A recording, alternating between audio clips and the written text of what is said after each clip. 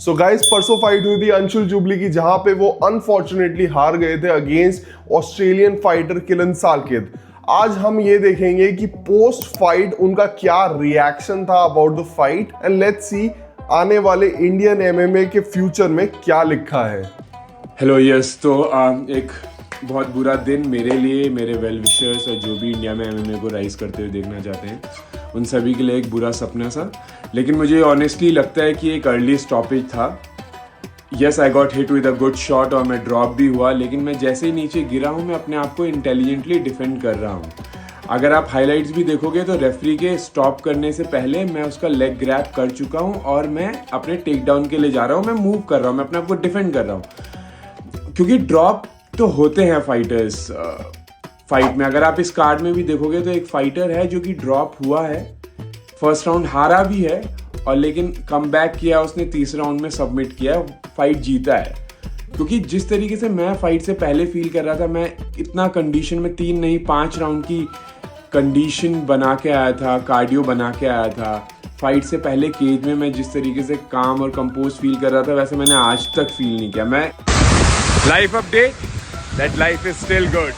मैं सेफ हूँ, हेल्दी हूँ, मेरे पेरेंट्स सेफ हैं, हेल्दी है, इससे ज़्यादा क्या चाहिए। बाकी मैं सिडनी की बारिश एंजॉय कर रहा हूँ। और जो लोग मेरे लिए नेगेटिव बोल रहे हैं और उन्हें लग रहा है कि मुझे इफेक्ट करेगा, I have the bullet proof mind.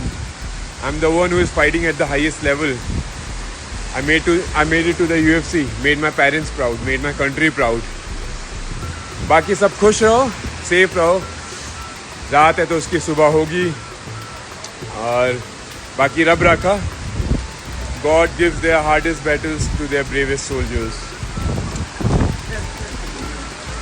तो आगे बढ़ने से पहले प्लीज लाइक करें, शेयर करें एंड सब्सक्राइब करें मेरे चैनल को। सो गाइस, जैसा कि हम देख सकते हैं Anshul Jubli is fit and fine and he is very happy that he got to perform at this stage. तो I really like Anshul's mentality right now कि he started from the bottom और अब वो यहाँ पे हैं कि वो ऐसी जगहों पे, इतने बड़े स्टेज पे, यूएफसी जो वर्ल्ड का सबसे बड़ा एमएमए ऑर्गेनाइजेशन है, वहां पे फाइट कर रहे हैं।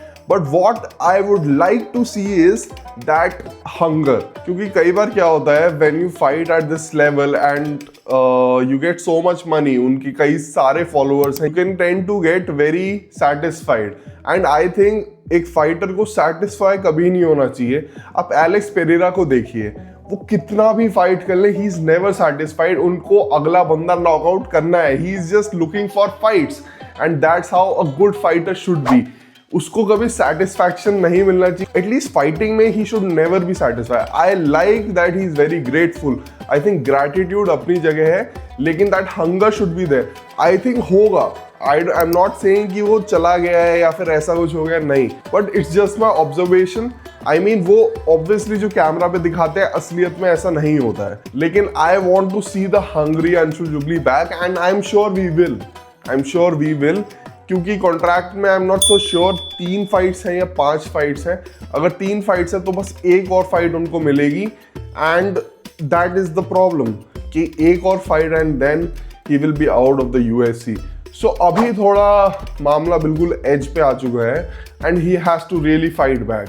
एंड अगर हम सोचें कि सारा का सारा दारोमदार बेचारे एक बंदे पे डाल दें तो वो भी हम, तो आई थिंक वो चीज भी बहुत ही गलत होगी, क्योंकि सारा का सारा प्रेशर एक बंदे पे कभी नहीं डालना चाहिए।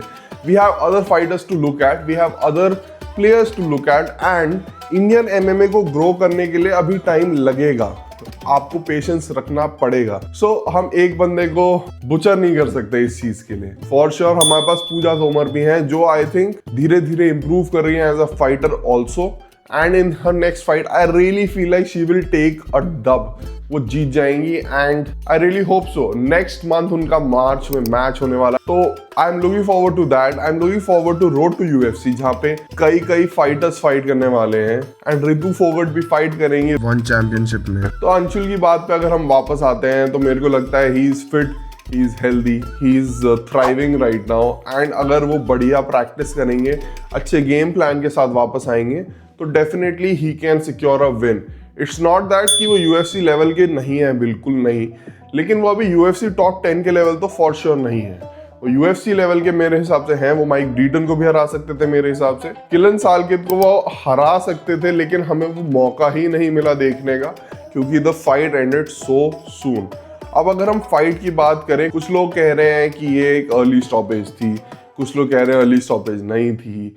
तो रिसेंटली अभी स्टेटमेंट निकल के आया है रेफरी का, वो ये कह रहे हैं कि भाई वो बंदा नॉकआउट हो चुका था जब मैंने उसको देखा जमीन पे, इसलिए मैंने फाइट रोक दी। अब अगर उन्होंने ये कह दिया है तो I want to believe him. बहुत सारे लोग कह रहे हैं ये अर्ली स्टॉपेज था, लाइक रेनातो मोइकानो, मिरादवालिशविली और एमएमए गुरु। लेकिन जब ये स्टेटमेंट रिलीज हुआ है by the referee himself, I want to believe him and I want to just say कि यार ठीक है, क्योंकि हमें एनी विच वेज यही लग रहा था, कोई भी देखेगा कि भाई इट इज डिफिकल्ट, वो नहीं जीत पाते। उसके बाद जैसे ही वो नीचे गए थे, ही ऑलरेडी गॉट पंच, तो एक पंच उन्हें ऑलरेडी पड़ चुका था, उससे ज्यादा पड़ता तो डैमेज के चांसेस बहुत बढ़ जाते।